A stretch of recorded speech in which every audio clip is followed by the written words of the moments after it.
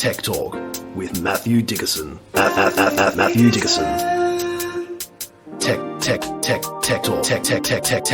Talk. Sit back and relax. It's time to talk technology. Hello, all you wonders of the modern world, and welcome to another Tech Talk with Matthew Dickerson. By selecting this podcast, you've served yourself up another helping of brain food to get you through another 7 days and hopefully get you to navigate the twists and turns of the modern era.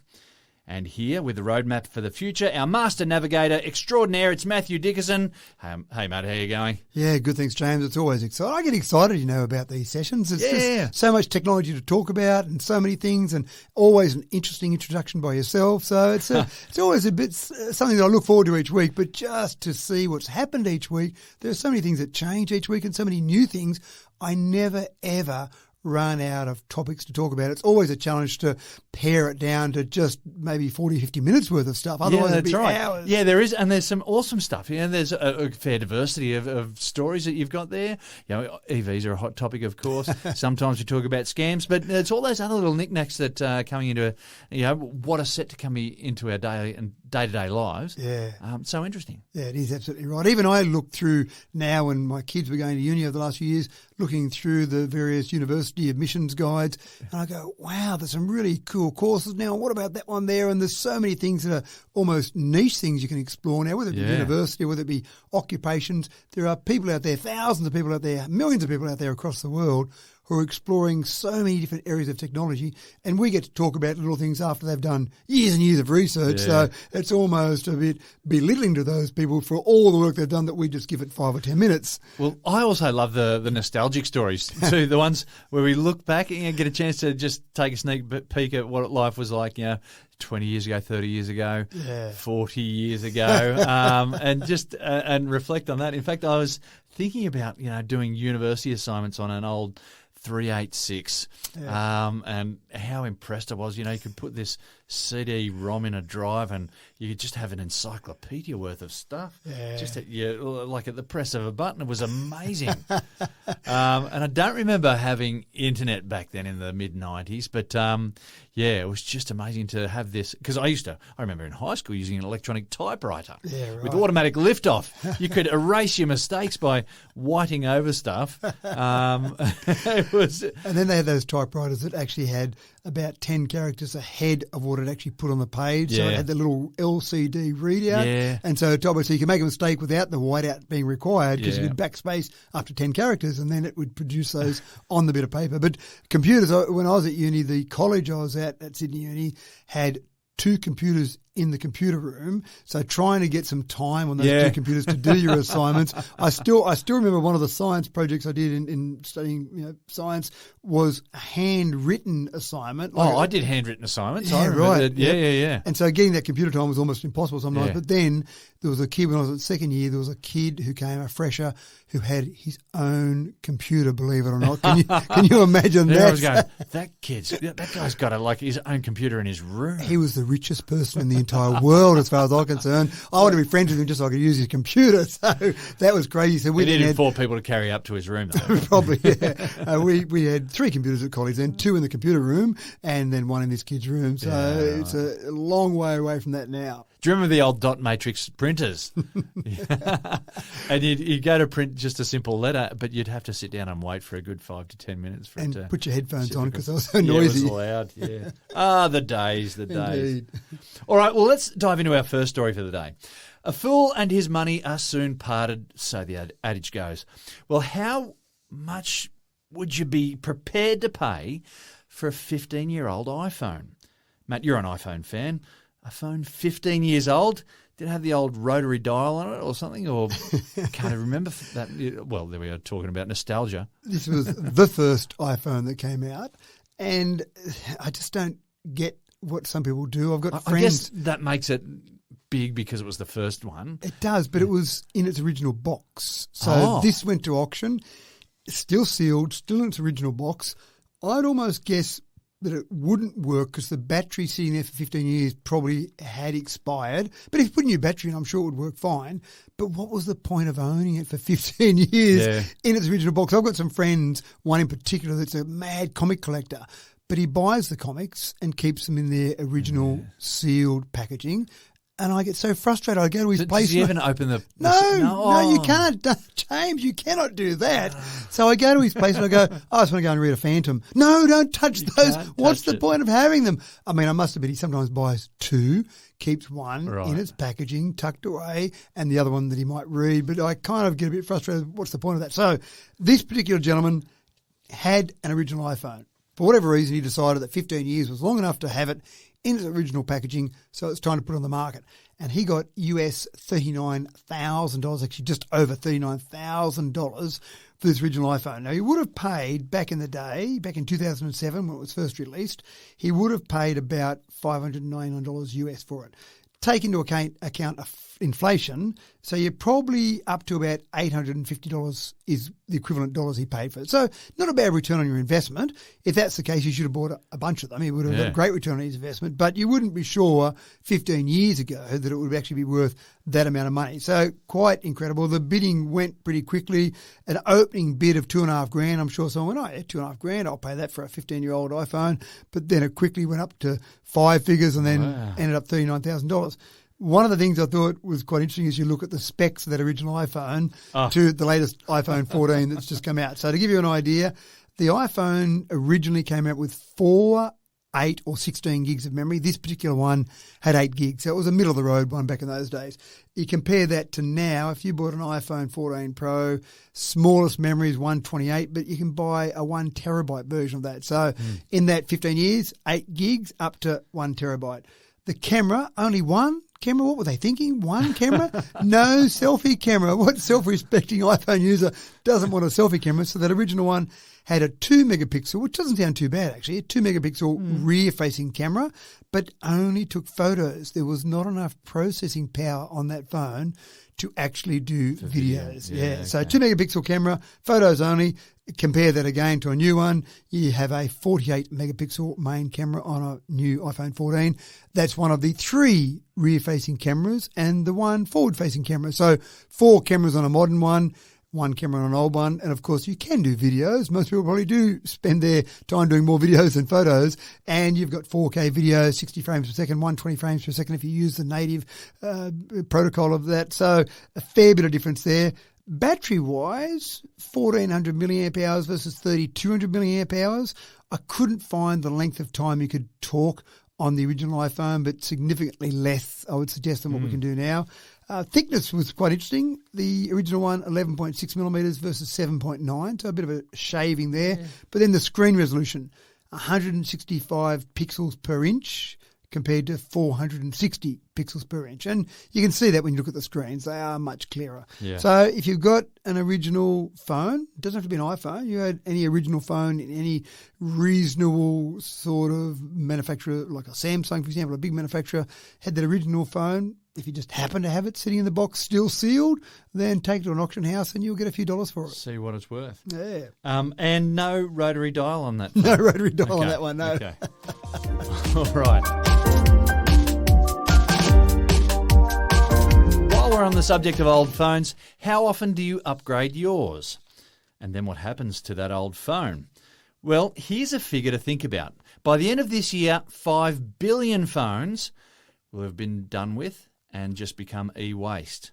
Matt, some pretty massive implications are here. 5.3 billion mobile phones thrown away this year. That's so the first for a planet that's got just under 8 billion people. That's the thing. That was exactly what I thought. Sorry. Hold on. No, that's fine. I thought, because your thought process was the same as mine. 5.3 billion, only 8 billion, or not quite 8 billion people on the planet. What are we doing? And then I started to research a bit further and found that the estimation is that we have about 16 billion mobile phones sitting on the planet right now as we speak, 2 for every person. Now, I know there are some examples where people have a work phone and a personal phone, for example, but 8 billion includes every one-day-old baby. Surely they don't have 2 phones yet. Yeah. Maybe 1 phone will be enough for them. So I've only got 1 phone, so someone's got at least another phone on my behalf. There's 3 Maybe phones 3 someone's phones. got. Yeah. And I think that 16 billion includes some of the ones that aren't being used as well. Okay. But that's the estimation at the moment. Sitting there right now, 16 billion phones. I know we've got some in a drawer somewhere. And that's the thing. So this is the real focus at the moment, is to try and get some of that waste, that e-waste sitting in drawers, and get it back into the recycling stream. Because if you think about those 5.3 billion phones, of those, the estimation is this year that only about 17% of those phones will actually be recycled. People will leave them in their bottom drawer, or they'll just throw them out, or they'll, give them to someone that doesn't actually recycle them, or some organisation that claims to recycle that doesn't, but only 17%. The big issue here is if we keep consuming what we have, our resources, at that rate and keep throwing away 5.3 billion every year without trying to get them in some sort of recycling, it doesn't take that many years, maybe a decade or two, before we run out of resources to dig up to make these mobile phones, Sean. So the warning now, and this is a whole organisation that's really trying to focus on this, is really saying start recycling those now. And they've got a target, which is not a ridiculous target. They're saying, sure, 17% this year is pretty bad. Next year, could we just aim to get to 30%? Let's double that. And 30% still doesn't sound like a ridiculous number. Can we get 30% of the phones that we're going to throw out this year back into recycling? Part of the challenge is for the manufacturers is if it's cheaper for a mining operation to give them bulk quantities of whatever particular resource they might need, they probably would say, no, it's cheaper that way, we'll go that way. So we've really got to try and get to the point where we get those phones, take the raw components out of those phones and get them in some sort of format that the manufacturers can use that in an easy format, because it comes down to the bottom dollar sometimes. It does, If they can mine and get it cheaper, then let's go and do that. And we'll worry about the problem next decade when we run out of stuff to dig up. Now, when I surrender an old phone, what's the risk of data harvesting from that? Like, you don't know what's... Yeah, I know. I've got lots of stuff on my old phones that I might not want to share with other people. Yeah. So what protections can you put in? You really need to make sure you wipe it, and wipe it in a way that you're comfortable that data's gone.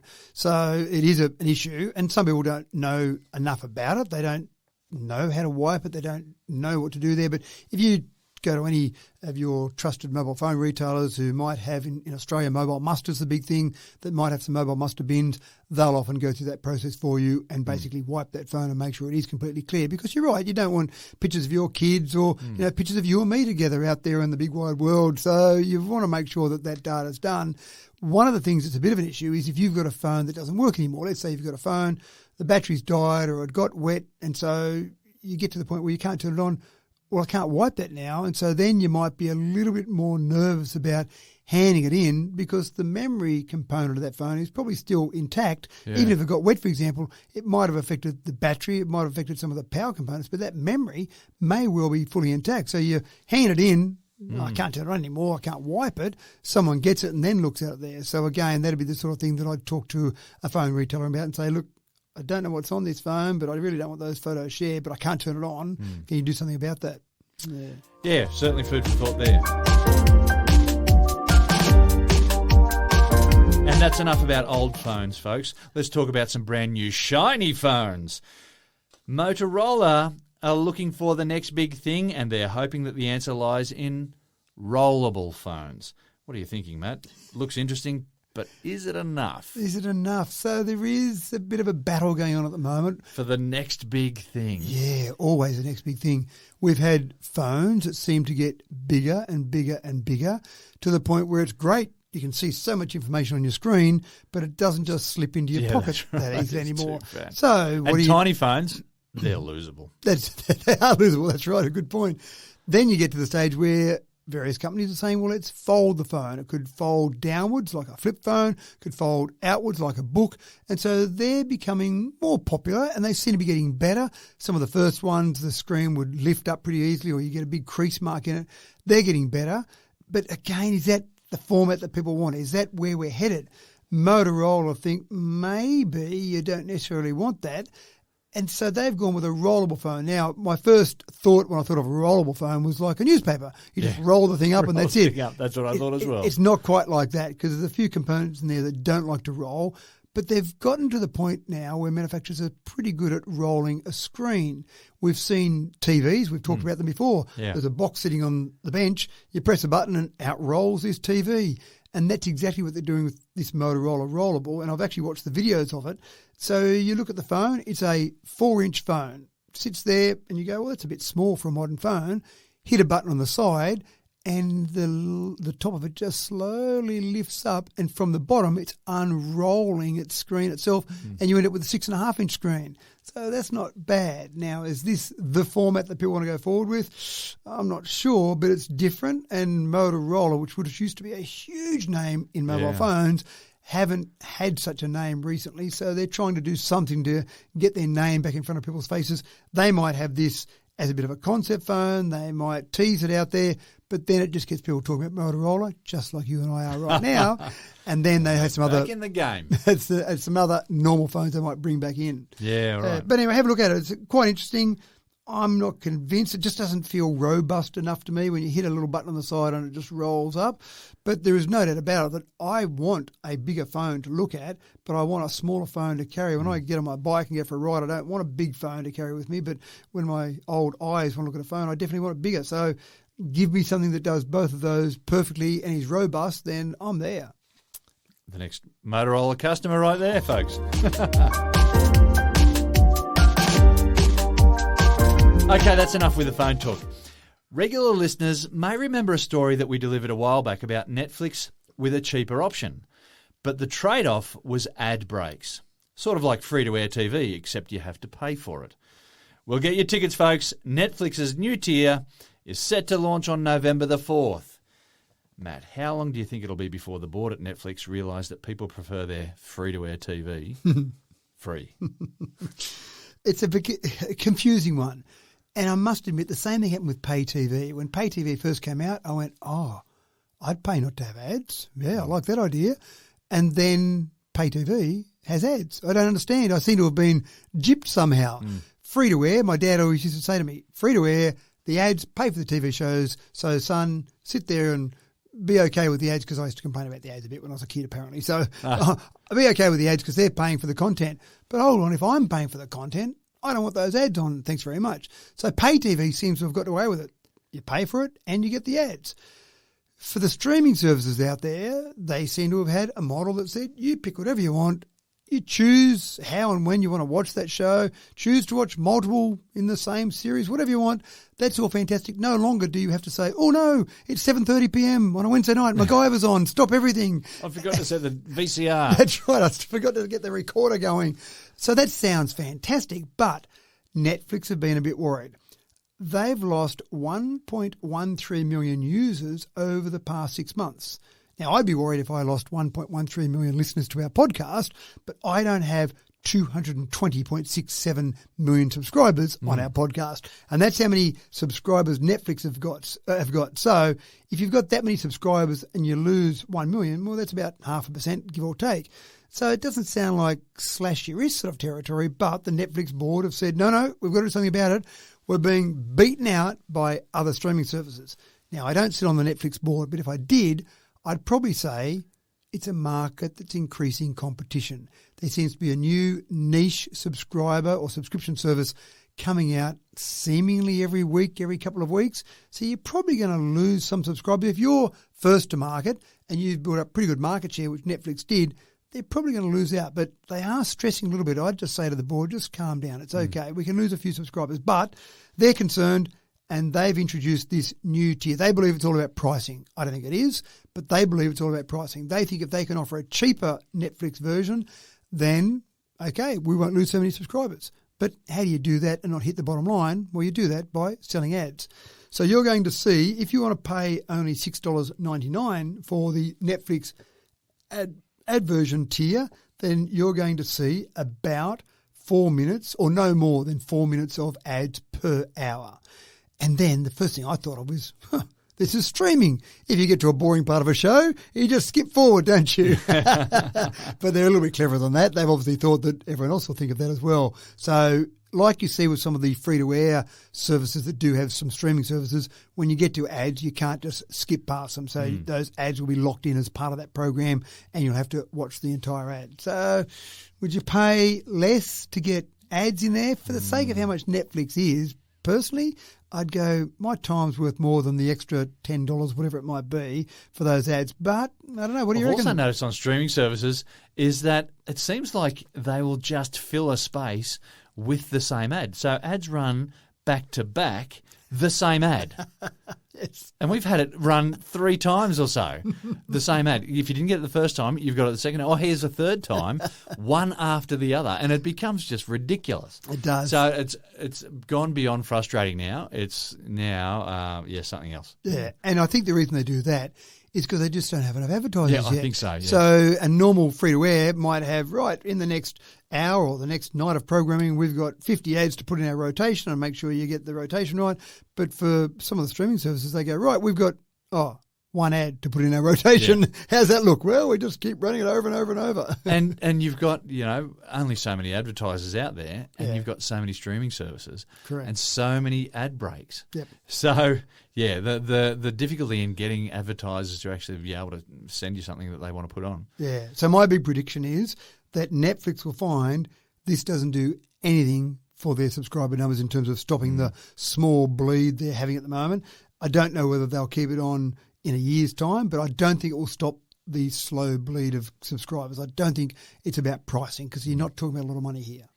Could be about content. Could be about content. You have the killer content, then people will want your service. Will be on there. I'll pay whatever for it. Here's a story for people who are still unsure if they're living in the future or not. In an era where we live in the face of an energy crisis, you'll soon be able to buy a coat made of solar harvesting fabric. Matt, is there any surface left on the Earth where you can't stick a solar cell? They're getting better, aren't they? I reckon down a mine shaft, maybe, not so useful. But I guess some mirrors, maybe. But it is getting quite exciting about how good we're getting about harvesting free energy, and free is probably a little bit loosely used there, but energy from the sun. So much sunlight. Yeah. So we've got solar panels. They're getting better and better, getting more efficiency. We've seen examples at your school where we've rolled out solar panels, so they're getting thinner and thinner. Well, I heard in Scandinavia, are they still making roads out of solar panels? So, there are roads being made in different parts of the world out of solar panels. So there's all these different ways because we are getting a lot of sunlight. In fact, at the equator at midday, you're getting about 1 kilowatt per square metre of solar energy hitting the Earth. Now, we're not very good at turning 100% of that into electricity, but we're getting better and better. But this concept is fascinating. Now, the first thing I thought of with this one, and we've talked about it before, there are headphones on the market that have got a small solar panel across the band that goes across the top of your head to harvest a bit of power. There's also a new cycle computer that's just come out that's got solar panels built into the screen. You can't see them, not like the old calculators. You had that little array across the top. Yeah. You can't see these. They're built into the screen, and they just use those solar panels to extend the battery life on your cycle computer. But this concept here of taking a jacket or a backpack or any bit of clothing, putting it on, and it's got solar panels built into it as part of the fabric to then generate some electricity. And it probably lends itself to what's happening in society in general. We are using electronic products so much more. Our phones, our watches, there's so many things that we carry with us, we have on us, we have around us that we need power for, and it's that constant juggle about plugging them all in. I know when I travel, I take an array of charging devices with me that I seem to get picked up at security more often than not because there's so many things in my backpack. They go, we just want to check all this out, so that you go out and you pull it all out because I've got all these things. I've got to charge. When I turn up somewhere, I do laugh at myself thinking, how many different devices do I have to charge up here? So you've got all those things to charge up. But this concept where you've got these little tiny solar panels, each one is about 5 millimetres by 1.5 millimetres. So they're fairly small. Yeah, right. They're actually woven into the fabric to the point where you can wash this, you can throw it in the washing machine, it can be crumpled up, screwed around, and then you have some leads that come out. Logically, you'd probably have them in your pocket, so you can just plug in a phone in your pocket, you walk around, you're charging up that device. Crazy. Now, it's not going to be incredibly fast charging. Yeah. You're not going to say, I'll just plug it into my pocket and half an hour later it'll be fully charged. It will be a slow charge. And for things like this, normally what I look at is it's not so much that it recharges it, it probably slows down the discharge. Yeah, yeah. So instead of getting all day with my mobile phone, I might be able to get 3 or 4 days. If I want to go hiking in the mountains, then I don't have to worry about any other charger because this gives me enough extra charge that it just slows down the charge enough that I can get away with it. But it does seem fascinating, doesn't it? Having material, having a textile that's got solar panels built into it. So, yeah, sounds pretty cool. So for the outdoorsy types, I can see tents being made out of this, and any other sort of outdoor gear. Yeah. Why wouldn't you? Anything at all. And I thought of a hat, but I'm just not convinced the surface area in a hat would be quite enough to give you any sort of reasonable power. And then you look like an FBI agent with a lead coming down from your hat down into somewhere else and you're down the back of your neck or something. So, I'm not sure about the hat. But, yeah, anything that's got a reasonable surface area, the tent's a great example. Yeah. You just imagine you're pitching your tent out there in the bush. Why are you facing it that way? I've just got to get the flat angle of the tent at the right angle to hit the sun in the morning and get as much charge as I possibly can. Not something you normally think about when you're pitching your tent. Renewable energy just hammered home another nail in the coffin of coal and gas with an aesthetically pleasing and environmentally friendly wind turbine that churns out power like nobody's business. A new record has been set for wind turbine power, Matt. A new record, but I want to go back a little bit. This is the current latest technology in terms of windmills or wind turbines. But let's go back through can we just classify? A windmill is not generating electricity, is it? A windmill is grinding flour in Holland, Netherlands. Well, a windmill, you can still talk about things like pumping water as well. Oh, but okay, look, I'm probably being a bit loose there using the term windmill. Just when I hear windmill, I think Donald Trump misunderstanding again. Yeah, probably right. Okay, I'll take it back. I'm sorry. So we're talking about the latest in wind turbines. Wind turbines, thank you very much. That's right. But let's go back in windmills. About 2 millennia, we've been using windmills or wind to power things like grinding grain, like pumping water. So we've been pretty good at saying, hold on, there's a bit of wind there. Can I do something with that? And yes, we have been able to do something with it. Then jump forward to 1887. That was the very first wind turbine that was used to produce electricity. So there's a fair bit of history there. And then jump forward. 1887, that's a lot earlier than I would have thought. I would have put it somewhere in the mid-1900s. Well, keep in mind that around that time, obviously there was a lot of work being done by people like Edison, by Tesla, in trying to capture the electricity market and the AC, DC wars, all those things. But keep in mind that Niagara Falls had some hydro power being generated there. So there was an understanding of spinning something, Lenz's law. Anything to spin. That's right. So wind turbine spinning, that sounds pretty cool. So people back in 1887 would set up a wind turbine at a house. So how do you get power to that house? Because they didn't really have a transmission grid.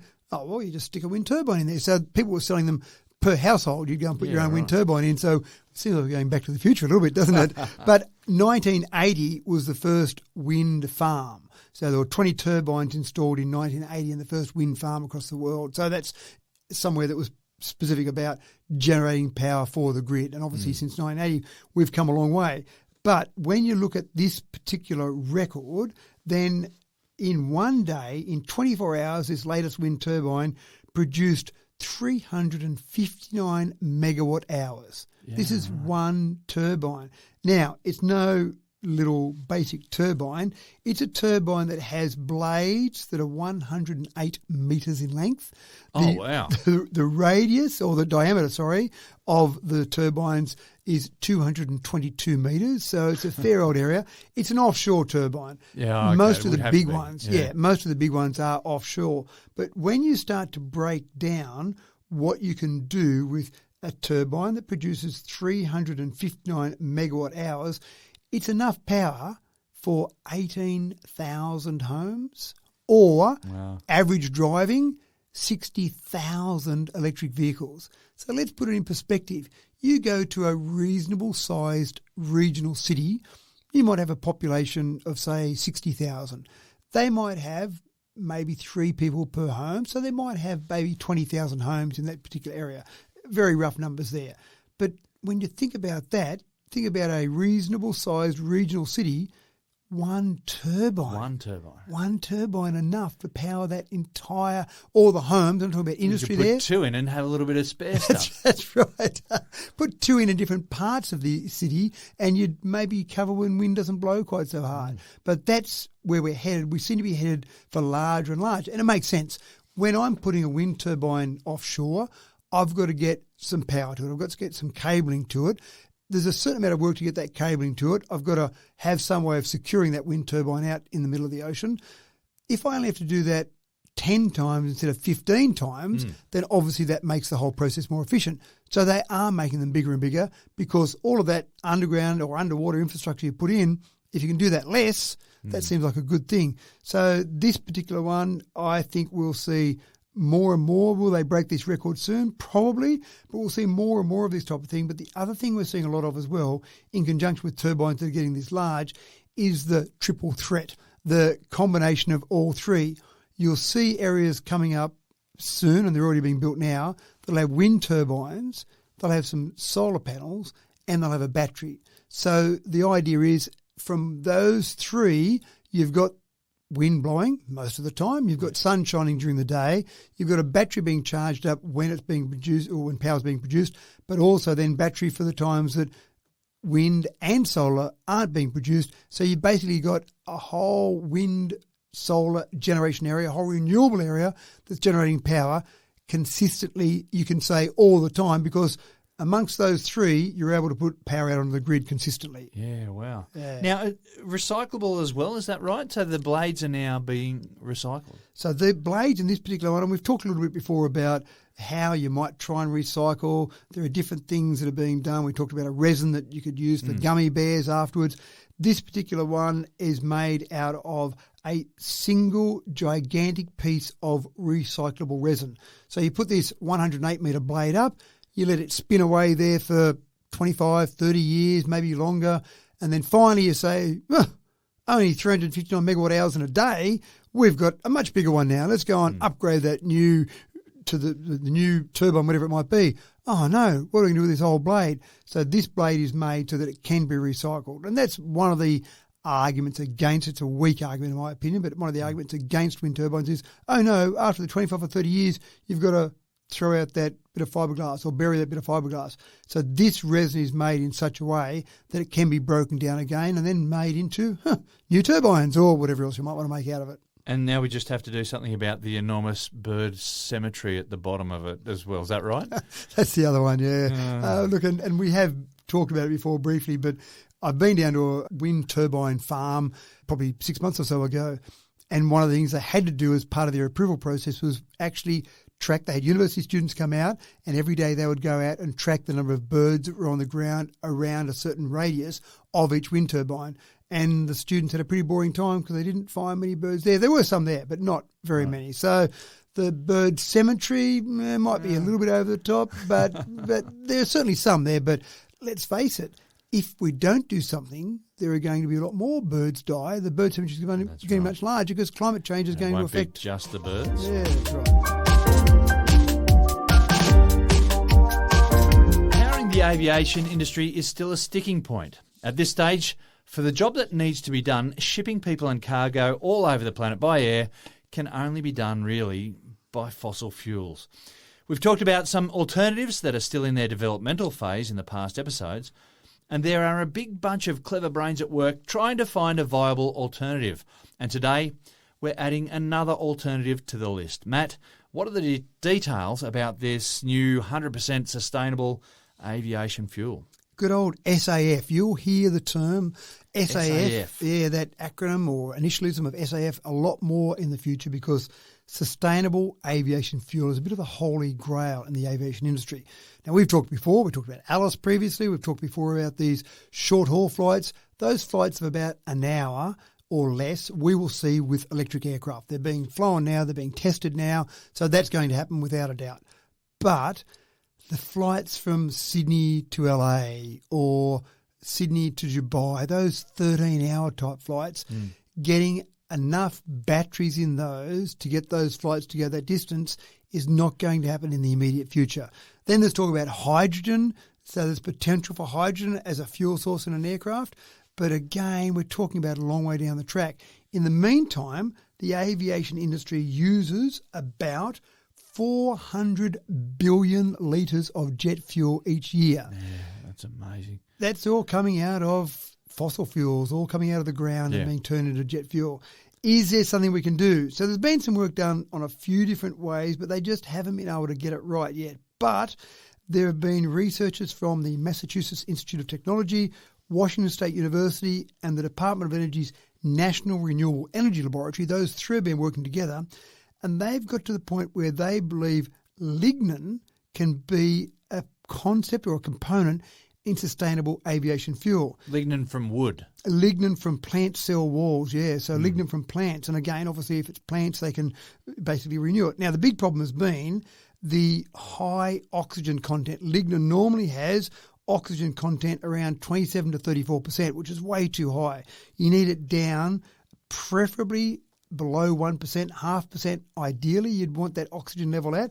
So when they've done some previous research into lignin oils, it just hasn't been good enough. They've almost given up. Okay, that doesn't work, we'll move on to something else. But this latest research has shown that using lignin with some new processes, they can get it down already to about 1%, and they think they can get it down further. So it may well be that in the very near future, we'll have a mixture of normal jet fuel and some components that come out of lignin to get to the point eventually where we'll be able to replace that jet fuel entirely with plant-based fuel. Now, I imagine it's going to be fairly expensive to process this, so that's a bit of an issue there. And there might be other things. Hydrogen might come along and take over at some stage in the near future, for example. But in the meantime, trying to get some plant-based material in that sustainable aviation fuel is the real challenge, that real holy grail. And it presents another alternative. Like you talked about hydrogen, obviously, and we've talked about other things as well. Yeah, this is another alternative. So clever minds are thinking about these things. Yeah, that's right. We haven't reached the end of our technology road. Nowhere near it. In fact, one of the challenges for hydrogen, which as they go forward, a whole range of challenges, but one of the challenges is that hydrogen is a small atom. Hydrogen leaks out of various containers you put it into. So when they've talked about shipping hydrogen, for example, having hydrogen produced with green power at some part of the world, putting it in ships and moving it somewhere else, they're losing a reasonable amount of that hydrogen. So you get to the other end, you go, hold on, we were promised X millions of litres and we're only getting 80% of that. So you are actually finding a little bit of leakage there. Now, with an aircraft, you'd say, well, that's okay, a 13-hour flight, it'll leak a little bit of that out, but you're burning it up much quicker than you're leaking it. But you've got to get that hydrogen somewhere. So you've got to produce it somewhere, then get it from A to B, and that's where a bit of the problem is in transporting that. But again, we'll have people who will solve that problem, but the normal containers you would have to store a lot of gases, when you put hydrogen in there, they do actually manage to leak out the walls because it's so small. There are so many things that we take for granted, and one of the gifts of the modern world is that the list of things that are so convenient and efficient grows daily, like mobility and the simple act of getting about with a degree of speed and agility. As I age, I learn the value of a well-made pair of shoes, let me tell you that.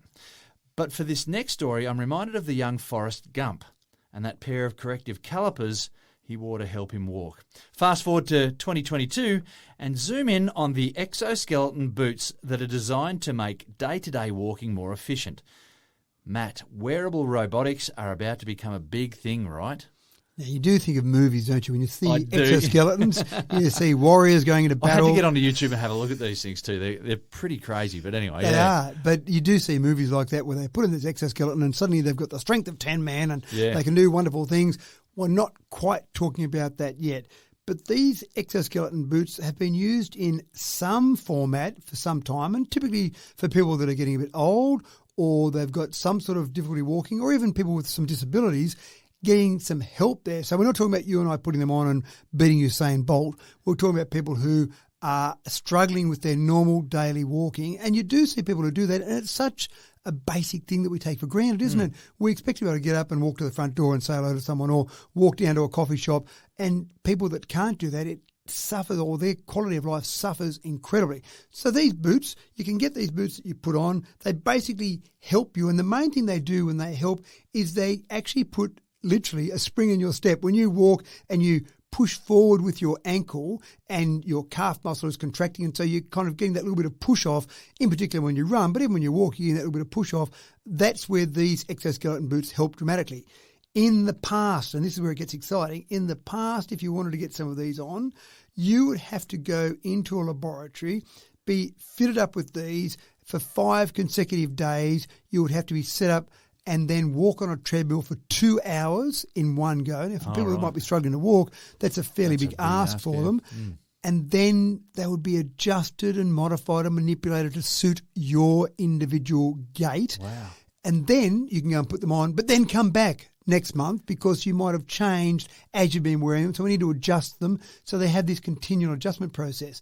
But the latest exoskeleton boots do all of that themselves. So first of all, they take all this data, all this research they've got, and they say, we know we've got about 3,600 data points already to get a pretty good idea on a starting point. But then they've got machine learning built into them. So as you start using them on a daily basis, forget walking on a treadmill for 2 hours and then having them manipulated and modified. As you walk and as you use them, they're constantly adjusting how they change your gait and how much they assist you to the point where they're always being modified to suit you individually. As you change, you might get a bit of extra strength back. You might lose some strength. You might have things that go up or down in terms of your mobility. These will continually adjust. What they talk about is that the energy savings that you get out of wearing this sort of exoskeleton boot is the equivalent of removing a 9.2 kilogram backpack. So think about how much of a pain it is if you put a backpack on of 9.2 kilograms and it's a bit harder and you get a bit tired and going upstairs in particular, really hard work, take that off. Oh, I feel a bit lighter and a bit better now. That's the difference it would make for someone by putting on these exoskeleton boots in their current format. But I guarantee they're getting a little bit better, a little bit stronger, fine-tuning them a little bit more all the time. All we need now is like the Iron Man energy source. That's still the problem because you've still got to have power to run these things. So you've still got to have some form of rechargeable battery on there somewhere. But if we could just find that energy source like Iron Man, you just put something on and it just powers you forever. Surely you could get a solar-powered coat or something. Yeah, that's right. That sounds good, actually. Funny there's a story about that.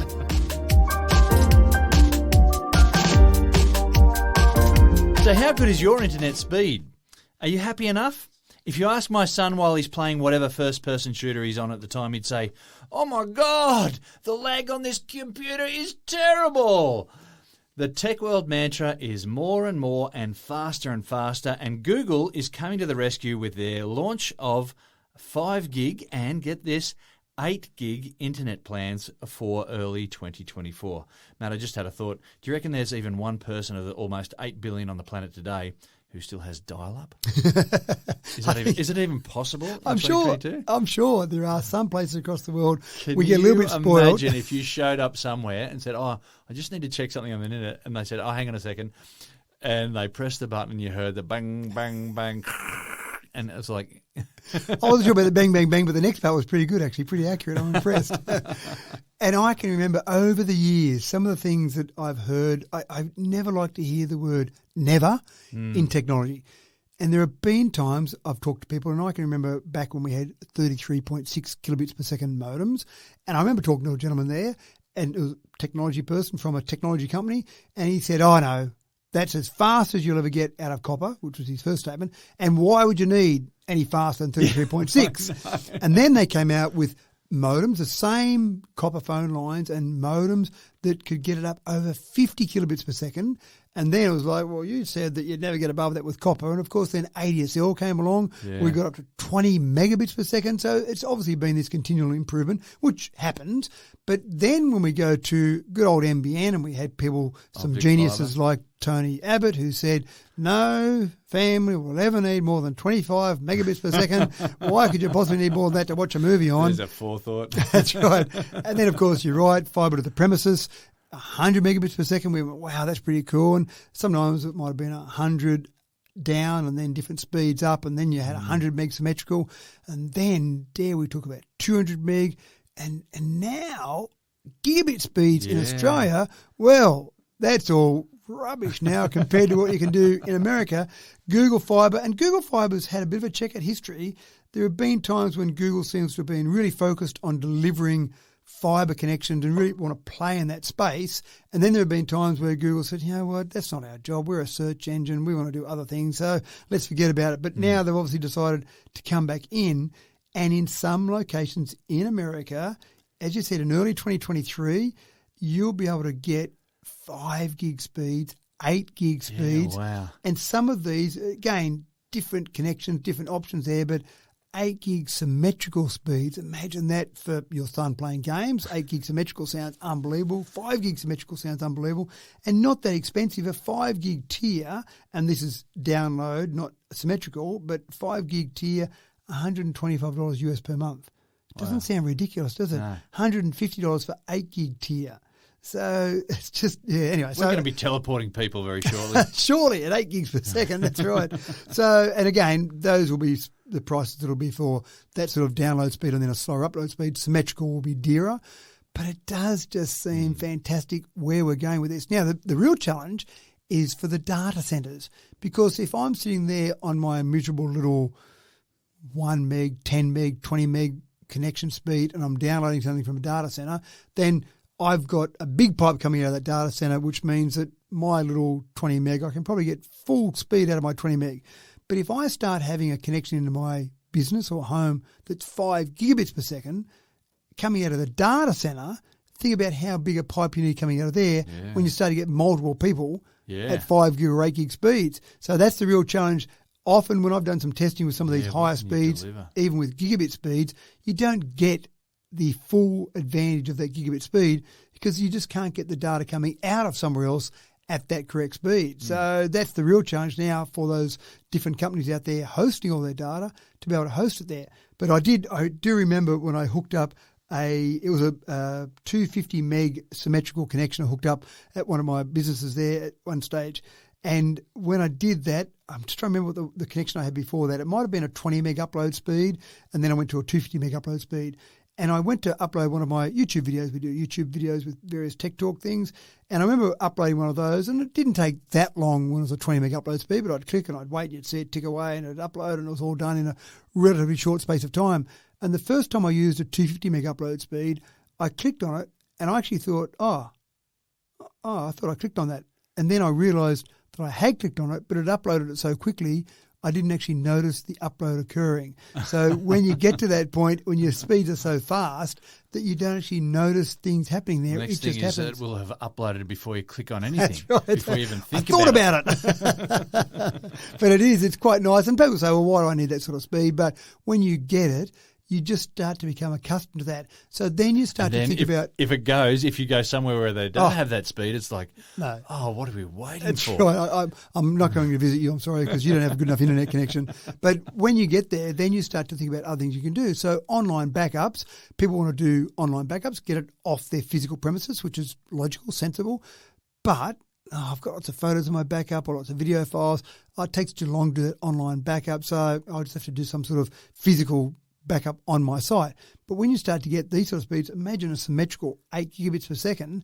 That's pretty impressive. So you could do your online backup, find a provider that'll have those stored out in the cloud somewhere, and that backup can just be, forget about once a day, it can just be constantly happening, for example, because you've got such great speed. So you start to get all these other things you can do once you get access to those speeds. You don't always know what you're going to do with it, and then when you get it, you go, wow, look at this now. I can download the full Bond collection of movies in a millisecond just for that next plane flight that'll go for 2 hours. So.